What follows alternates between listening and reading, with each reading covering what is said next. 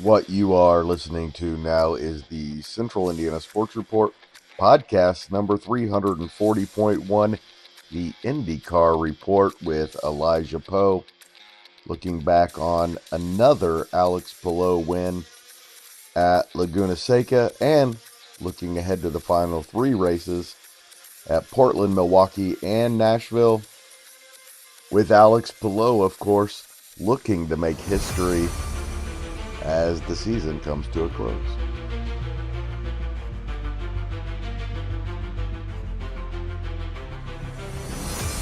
You're listening to the Central Indiana Sports Report with your host, Greg Mengelt. Welcome, IndyCar fans, to the Central Indiana Sports Report for our IndyCar Report, our weekly look at what's going on in IndyCar racing. Elijah, we are coming off another Alex Palou win, and we're looking ahead to Portland, but not for 2 weeks. So we're here to just talk about what's going on and in the league, and what's going on is Alex Palou. We talked about him to death. You know why? He's earned it. Yeah, you're right. He has just been so absolutely unbelievable in 2025. And even though he only won that Laguna Seca race by a handful of seconds, if there was no if there were no cautions, he probably would have won that race by 30 plus seconds, like he has done in years past. He was just in Yeah, a league of his own. I think back to that restart he had out of that first opening caution with Colton Herta, where he was able to pull a 2 second gap within a lap and a quarter. It's just unbelievable the things he's doing, and especially at Laguna Seca, man, he is just on a different level than anybody else. There wasn't anybody that even came close to him. He had the fastest lap by 7/10 of a second. unbelievable. We said in the pre-race that it's going to be a strategy race, and we also said even if somebody does have a better strategy than Alex Palou, it probably doesn't matter at this point. No, and he didn't really have the one of the best strategies. He was just No. consistent enough to be up top, and that's what that number 10 crew does and has done all year in these previous years as well with Pelot. It's just the consistency that kills people, and as consistent as he is, it really is astounding that his consistent mark is within that top 3 on the podium, because he is so good that he is totally revamped what a great IndyCar season could be in the modern era. There were times, and we're going to bring up AJ Foyt and Al Unser and Mario Andretti, obviously, when we're talking about the kind of season that Alex Palou is having. And when those guys had great seasons, they went into every race as a giant favorite because they had the best car. Now we're talking in an era where the cars are basically the same. And the difference is who's driving them and who's perfecting the car and the strategy of the team. So for him to do it in this era the way he's done it, I just didn't think it was possible. There were years that Dixon and Power have been quite dominant. Nothing compared to this.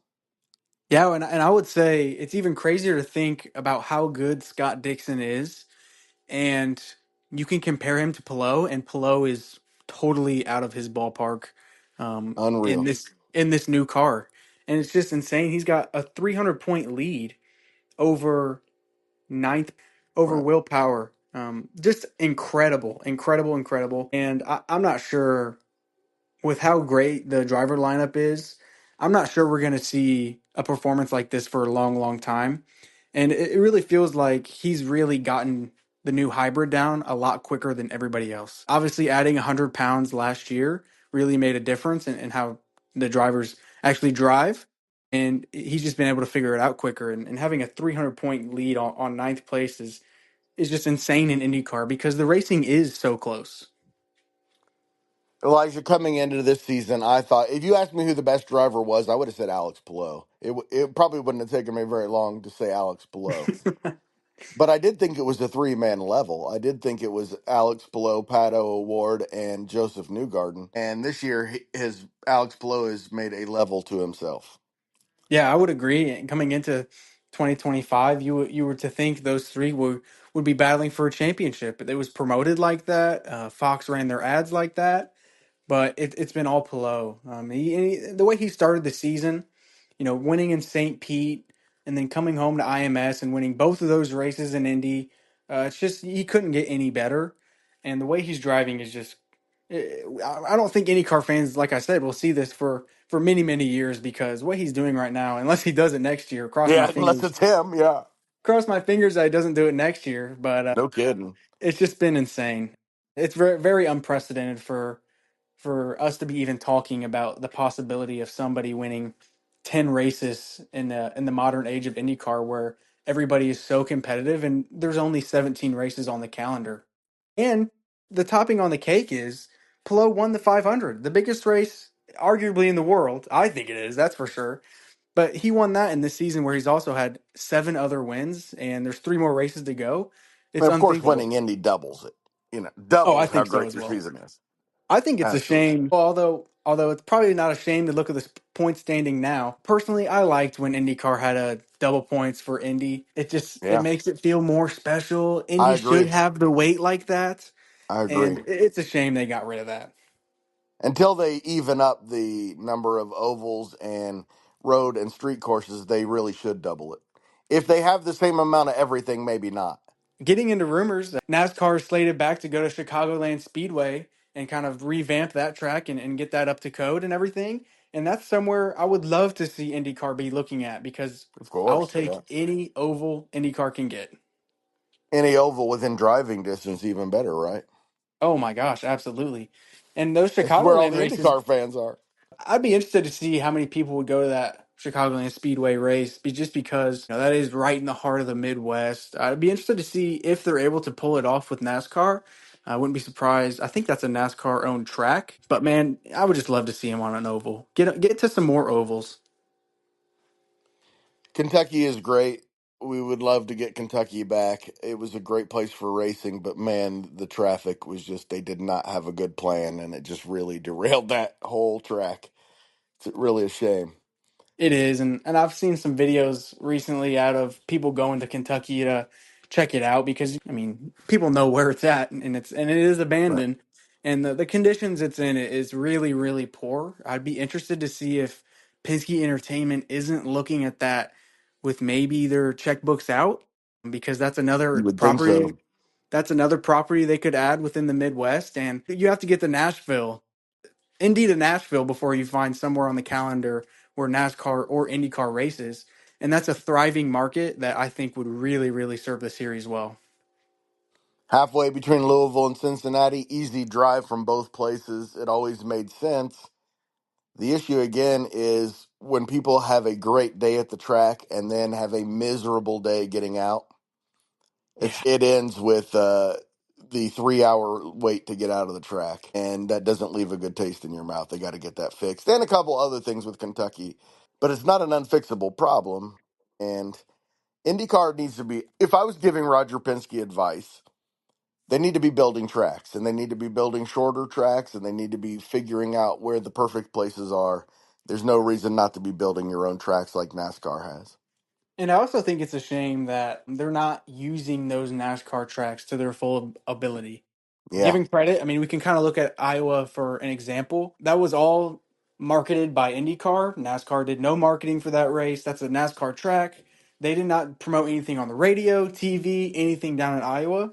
And you saw how that went. And so IndyCar needs to step up if they are going to go to those tracks.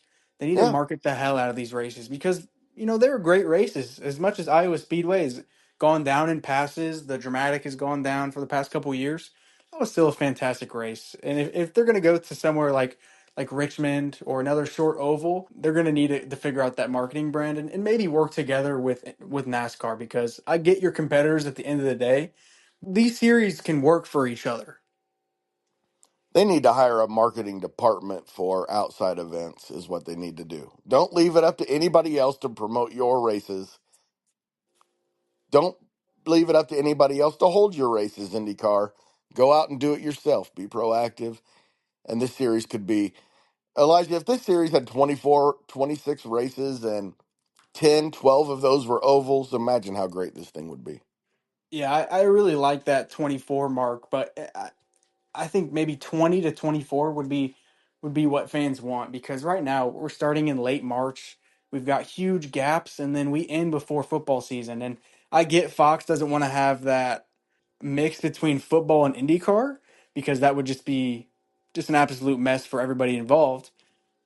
It's that we still need to have IndyCar races go into September because cars can run in September. And guess what? NASCAR's still running, Formula One's still running, IMSA's still running. So competition is still getting a leg up. You just have to do everything right and then take advantage of the football audiences. Don't hide from it. The other thing is they don't have any warm weather tracks. That's the other issue. Yeah, I'd be interested to see how they can figure that out. I would love to see them especially get more on the East Coast. I know that technically isn't warm weather, but I would love for them to go back to Watkins Glen. I think that is an awesome track, Yeah, absolutely. and fans really love that track. And there's But we no need to start. We need to start looking at the South. So yeah. you can have an 8 month season that begins in January. There's no reason not to do that. Or February, right after the Super Bowl. Fill the entire football schedule every single Sunday, as far as the eye can see, and make it the expectation that when people come home, instead of watching the football game on Sunday, they watch the IndyCar race on Sunday. They need to be creative. There are ways to do this that they don't have to spend the money that they don't want to. They just have to be smart. And it's a shame because I think some of the big wigs and the higher ups, they look at the TV numbers and they say, "Oh, well, it doesn't really feel like the sport's growing." And Because it's not. yeah. And I know well, here's my thing, like they can look at the TV numbers and say it's not growing and complain and complain that the sport isn't getting bigger and bigger. But the sport is not going to get bigger and bigger, and the numbers are not going to grow unless IndyCar actually puts that money up front first. Yeah. It's just not going to happen. And be creative, be Yeah. imaginative. Do things that most others don't do because you're not at the top right now. So you need to be creative with your marketing. You need to start using your brain on how to make this a must-watch event, because you know what, Elijah? This is a must-watch event. If you're a fan right now, let me tell you my story. For when I was growing up, I was an IndyCar fan. There wasn't a race I missed. And then from about 2005 probably to the last couple of years, I'm a huge IndyCar fan until the 500 ends, and then it kind of leaves my mind. And if I catch one, I catch one. What the last 3 years has done is bring me back as a full time, can't miss. This is the show every week because it's that good, and the world needs to know it. Yeah, there's no doubt on that.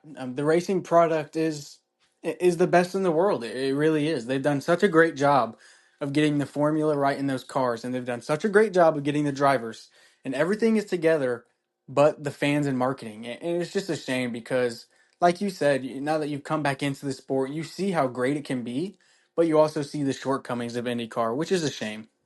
Almost all of the shortcomings are with marketing and Yeah. lack of imagination. There's so many cool things that they could be doing. They tried it with thermal and it failed, but at least they're trying something new. Yeah, credit to Thermal. I mean that was a great idea with the $1 million challenge and stuff like that. Yeah, But I yeah. also it's such a boneheaded move for them to go out there and then charge $400 for the lowest ticket, and it's out in the middle of nowhere. Yeah, I don't see a problem with having no fans to some races if you make the TV marketing event right. It's It true. just didn't look right on television. It looked awful. But it was good outside the box thinking. And that's what they need, is outside the box thinking. And like I said, that failed, but that's fine. Keep trying. Have some sprint races. Have, like we talked about last week, have inverse fields. Market these things of something we're doing that nobody else is doing. But right now, they're following the same playbooks they've followed forever, but with a great product that needs to be, we need the spotlight on it. Yeah. Or even my thing is why is IndyCar they're promoting their drivers and everything and why is IndyCar not having some sort of an all-star race where Mm, people can really get to yeah, know the drivers better. It can be at a unique track that IndyCar never races at. It's not for points. It's like say $1 million challenge, just like NASCAR does. That'd be yeah. something that's not only going to bring in a lot of fans, but it's going to get eyes on the sport, and that's what it needs. Let's get back to Alex Palou before we go, Elijah, because I had one more note here. And to me, the great team number combinations in my life have been AJ Foyt's 14 and Scott Dixon's 9 on their own. But the two numbers that jump out to me that are associated with teams were the Penske 4, which is a shame it's not the Penske 4 anymore. Yeah. You know, Rick Mears and Sam Hornish and so many great drivers winning the 500 in the Penske 4. But can we say now that the best of at least this century is the Ganassi 10 with Juan Pablo Montoya, Dario Franchitti, and now Alex Palou? I think it is, especially of this generation going into the early 2010s, a little bit into the 2000s there. It's been incredible. And to think that Alex Palou has many, many more years, and I would Yeah, say presumably in that seat, it's probably going to be the greatest number in IndyCar. And you know, they don't retire numbers in racing, but if Palou keeps this streak up, even for the next 3 to 4 years, not of the dominating wins, but if he keeps right. his dominating nature on track at least and wins a couple races here and there because I can't even imagine what a season would look like if he didn't win because he is such a winner.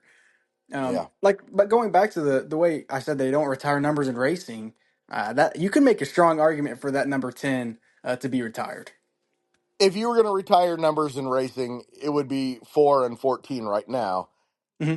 with the 10 being a definite prospect coming up because, man, it's been Ganassi's team started in the late 90s. And since 2000, since Montoya won the 500, it's been 25 straight years of that number. Well, that's not true. Darren Manning was not great, but pretty much 25 straight years of that number being great. Yeah, and it was big shoes for Alex Palou to fill when he got into the program. But he's Yes. delivered, and that Ganassi crew as a whole has been unshakable. I don't think I've heard Fox or Kevin Lee or anybody say on the pit lane, it looks like a slow pit stop. It just doesn't happen. The crew is so well knit, and it's just unbelievable the things they're doing, and it's hard to think that it could be replicated because they are that impressive. And we're not even sure if they like each other. Yeah, They yeah, suit each other. yeah. It's gonna be. And Imagine if they loved each other.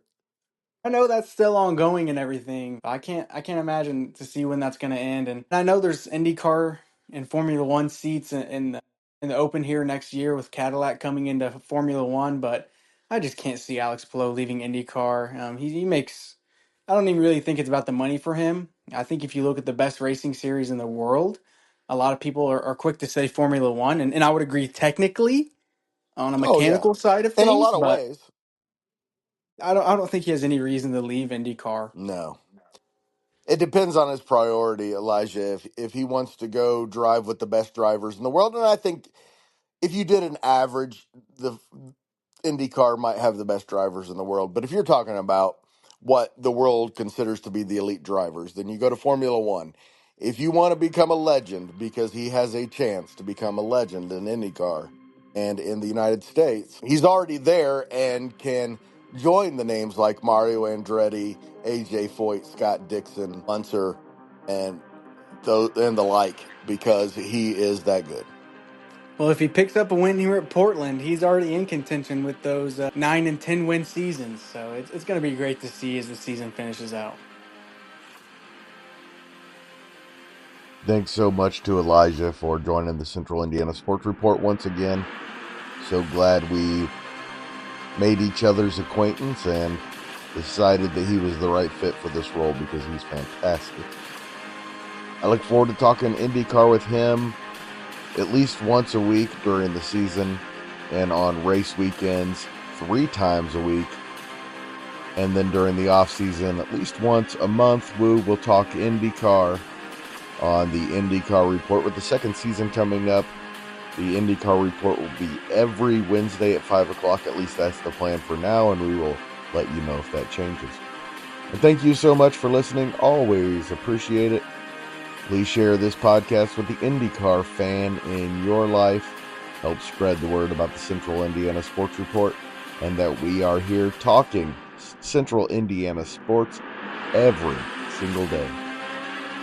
We'd appreciate it if you could help us out.